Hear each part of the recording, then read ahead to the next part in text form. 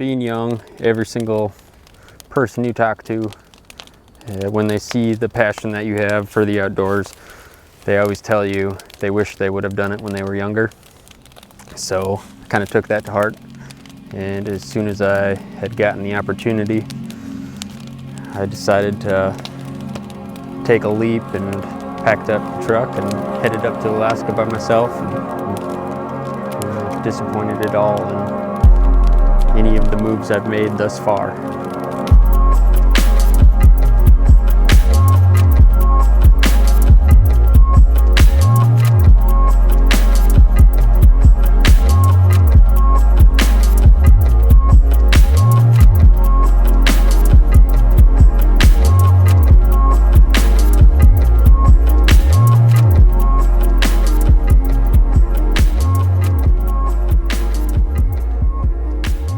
Grew up in Bismarck, North Dakota. Great little town, friendly people everywhere. Both my grandfathers and my dad really got me into hunting, so as soon as I could walk, pretty much following in their footsteps, any chance I could get. And it's just been always a dream of mine to come up here. I'm from Eagle, Colorado. It's a little west of Vail, and I grew up hunting elk and deer, mostly with my dad and my brother Cody, and my dad's best friend Teet Blevins got me into that pretty early on. I think started hunting elk and muleys when I was 3 or 4, so when I've been doing it as long as I could walk, I guess. Andrew and I both started working for the same outfitter the same year, and you wouldn't always expect a really good friendship to come from something like that. You'd be in different parts of the state for most of the year and be doing different hunts and different things like that, and we come from pretty different backgrounds, but I think our love of the mountains and passion for kind of sharing that with other people bonded us pretty closely, and it's just kind of cool to see how one shared passion will forge a friendship like that.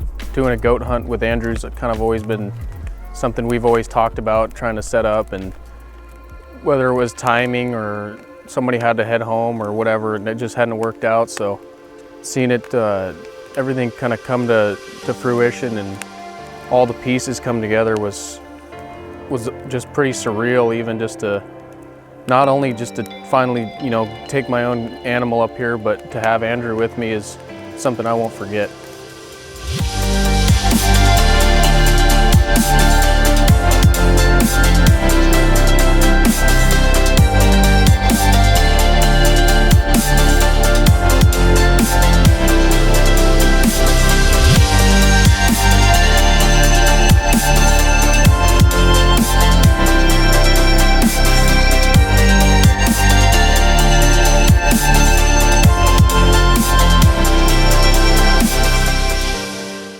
Alaska makes everywhere else that I've hunted feel like a sandbox.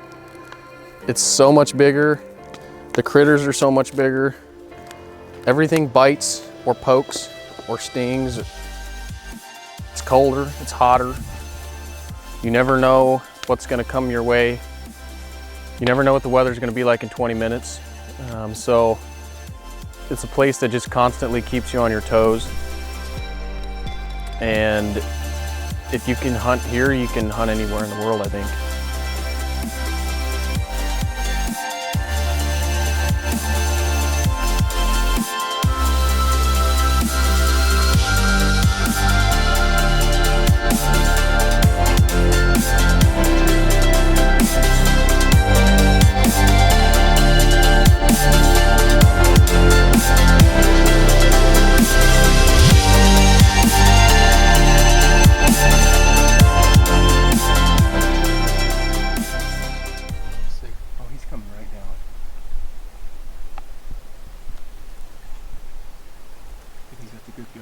It's a closer range and there's that grass slope kind of in the dip. Yeah.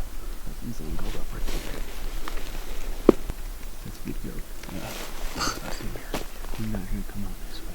We gotta go. Dude, I should have just killed him right there.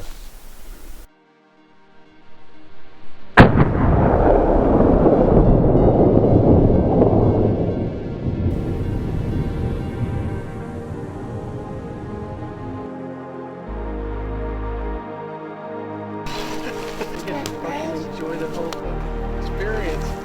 My experience just started.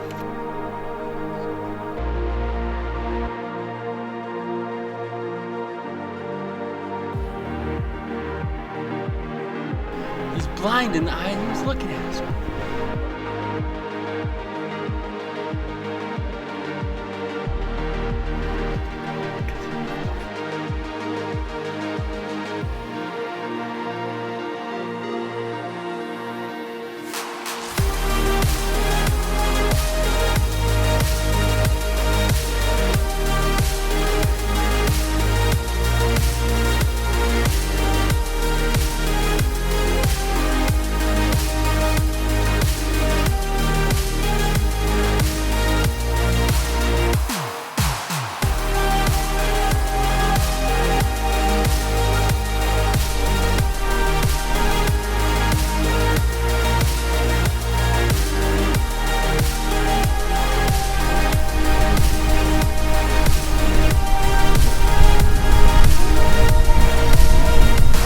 Going on this goat hunt, working our butts off for 3 years and finally get the opportunity to go up and get him his first Alaskan animal for himself is one thing I'll never forget, and very happy I was able to be part of that.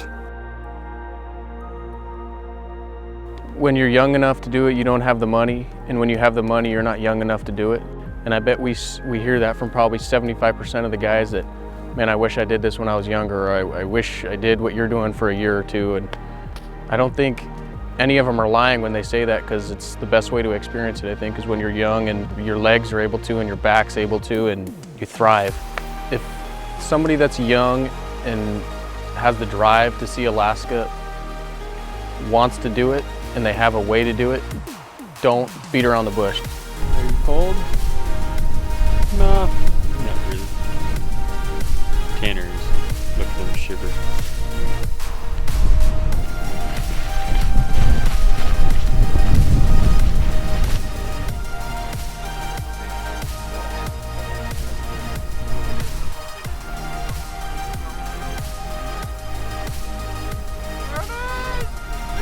I think a lot of guys have an issue with it because it feels like probably there's no animal in the world that's worth climbing up a waterfall for. But I love doing it.